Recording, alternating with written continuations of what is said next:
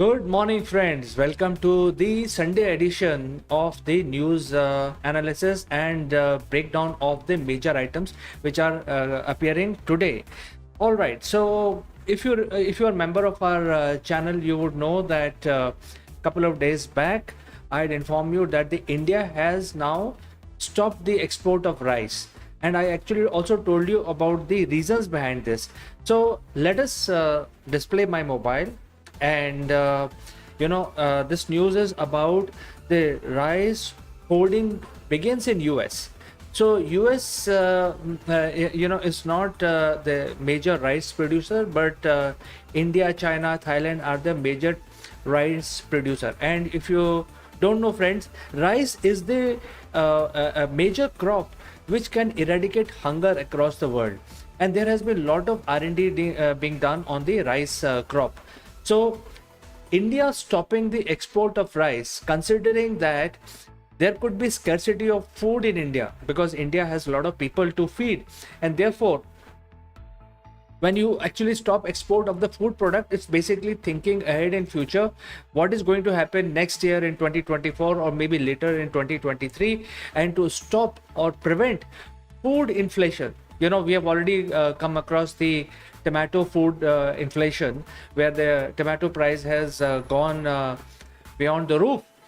So similarly, the food product, the food of the common man, should not be scarce, and it creates an inflation in future. Because of that, Indian government decided to stop the export.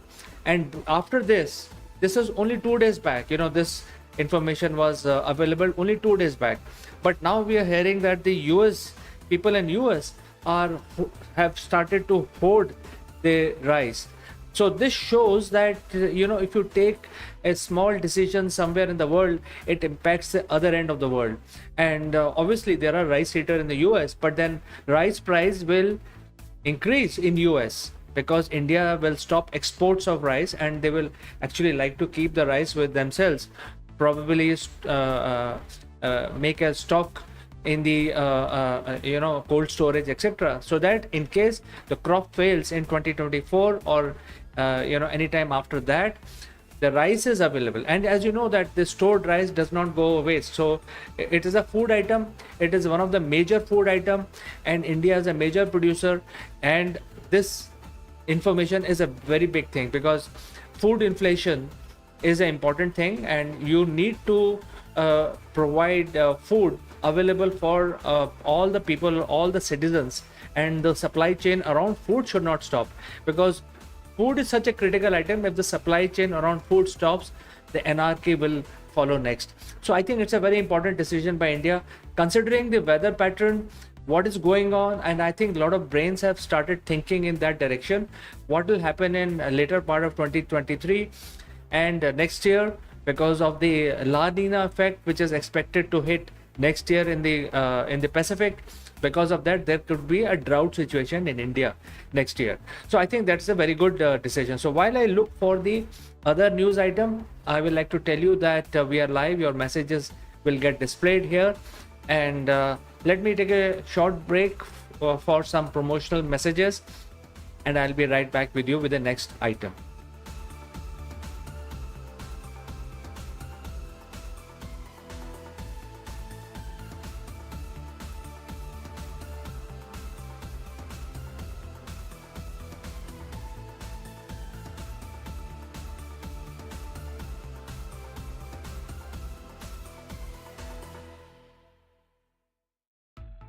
Welcome back, friends. So let me display my mobile phone with you. So we have heard about the UAE accepting the Indian rupees as a legal tender in their own country. That means people who are living in the United Emirates, they will be able to use Indian rupees. They don't have to convert Indian rupees into dollars, and then when they land in that country, they don't have to convert it back into dirhams.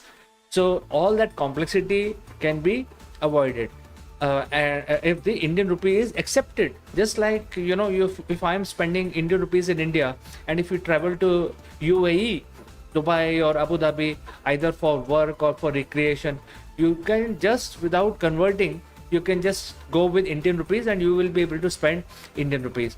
So Indian government or the Ministry of Foreign Affairs is basically trying very hard to make Indian rupee acceptable, and Sri Lanka is joining the bandwagon where Indian rupees will be accepted. Now, if this happens, the Indian rupee value will increase day by day. And it is a journey towards Indian rupee becoming a global currency. So it is an important information that more and more countries are now joining with the Indian government, or basically accepting the offer of the Indian government, where the Indian rupee is accepted as a global currency.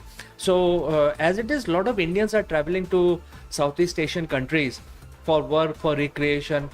Some of the popular sites in the East Asian countries, or the Southeast or South Asia countries, that a lot of people like to travel to places like Thailand, Indonesia, Malaysia, Singapore, UAE, and other places, including Kenya.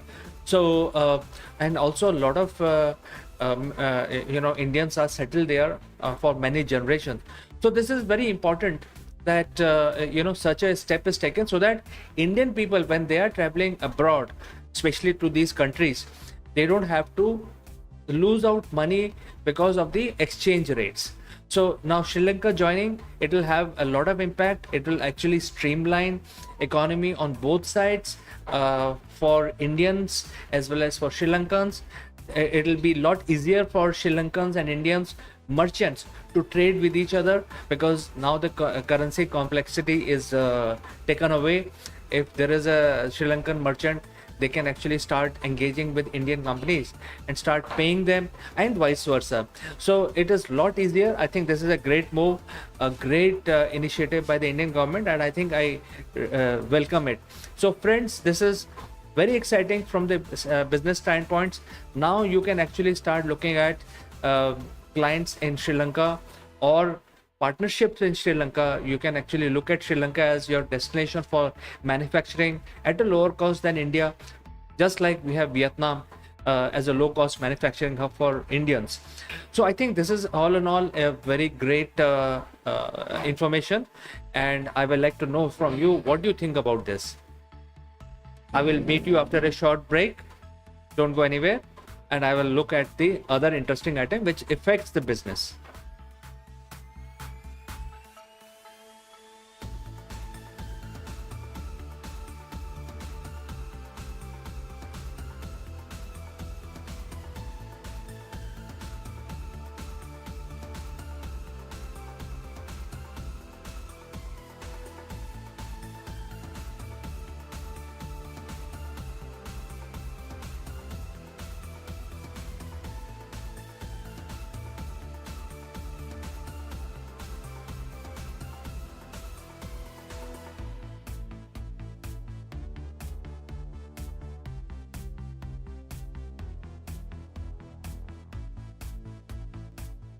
All right, friends. So we have to talk about the rains, and this time it has actually affected the western part of the India, mainly the financial hub, which is Mumbai, and also the Gujarat. So major horrific scenes are being shown on the television today, where many people were evacuated in state of Gujarat because of the rains. So this is a second wave coming, and this is the way monsoon basically works is that it passes through the Indian peninsula. So it actually starts raining in first in the south part of India, and then from there it gradually move towards the north. Essentially, there are Himalayas at the top of India, which is also playing a major role in stopping the monsoon and making sure that the rains fall in this land.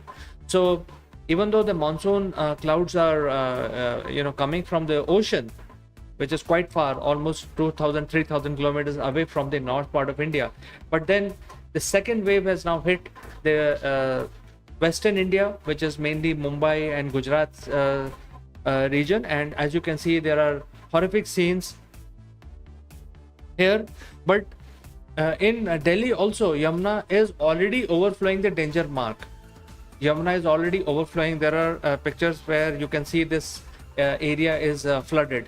So when this wave, the second wave, approaches us in the north part of India, there is going to be a horrific flood. So I think let us gear up and let us brace ourselves to wait for the second wave of the rains which are expected soon. So friends, I will take a very short break. Don't go anywhere. I'll be back with you soon.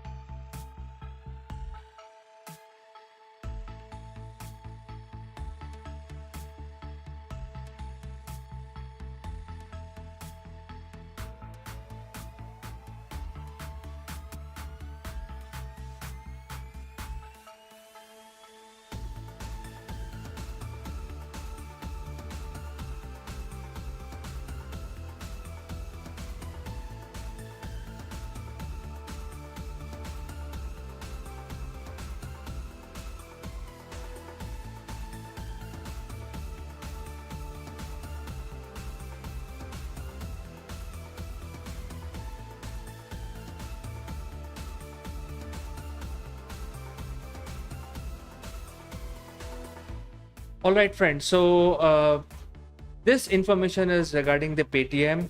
So let me share my mobile with you. Now, there is a statement by the CEO Vijay Shankar Sharma, the CEO of Paytm, where he wants to see within next 6 months the free cash flow across the buyer and seller. So there is going to be a free cash flow. And if you don't know, Paytm is already an account aggregator. If you are opening an account, a current account, your company account with Paytm, Paytm is giving lot of facility to you, which is required for business. And Paytm is an account aggregator. So basically it doesn't mean that they will open account with you. They will actually open the account in a bank, but they are already doing the front ending part of customer onboarding, customer validation, KYC, etc., etc. So if you're running a firm or an organization, it will make a lot of sense to migrate from a usual brick and mortar banking that you're used to, or corporate banking that you're used to in case you're using the internet, to a Paytm kind of service where there will be a lot of other services available because of the integration of UPI, etc., etc. So you will be able to launch your services and still get money by various avenues, by bank account, by UPI, or by PayPal, or any other avenues, Stripe, etc. All that will be integrated into one Paytm. So as you as a consumer has a major advantage if you actually go forward and become a customer of an account aggregator. So far, I mean, this news is great, but there are 7 account aggregators. It's not only Paytm. There are others also, like Razorpay, and which is also a payment gateway, just like Paytm, and also UPay, which is also becoming account aggregator. And there are 7 who have been authorized by RBI to start these services. So I think this is a great move. All in all, it's a great move. I think it is going to benefit the customers. So let me look at other business news, and I will be joining back after a short break.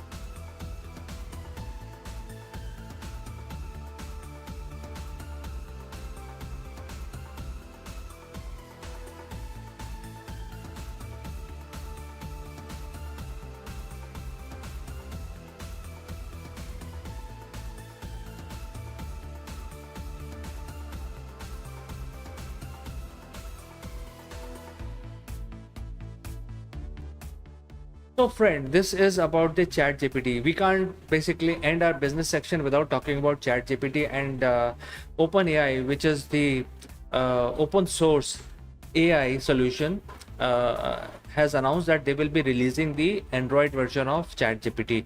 They've already launched the Microsoft version of ChatGPT, which is being used by Microsoft across their workspace, across their website, across with the search engine, and also there are various facilities provided to their customers who are running their websites on the Microsoft platform. And now this information is that OpenAI will be launching the service on the Android platform. So then the search engine on the Android, especially on the Android phones and tablets and PCs, will be able to leverage the ChatGPT function. And as you know, ChatGPT is a text-based AI, and it has the ability to learn your questions and also provide a good answer to you, and also also inform you. Basically, the knowledge base for ChatGPT is the entire internet. So it has the ability to search the entire internet, give you a good answer to your query. So above all, this is very exciting when the Android version is launched. Alternatively, Bard is provided by Google, which is equally capable, very similar in nature, but it is based on the Google AI. And Google has been using the AI in their search engine for many years, even before the OpenAI came into the market. So Bard is also running, and Bard is already available on the Google platforms. So we will see how these AI softwares will compete with each other, which is better, which is not, we will see. So even in the area of AI, the competition is heating up. So friends, these are the important items for today. And this is something which I wanted to share with you because I was reading the news and these are the important headlines. And I have actually given my 2 cents on these headlines.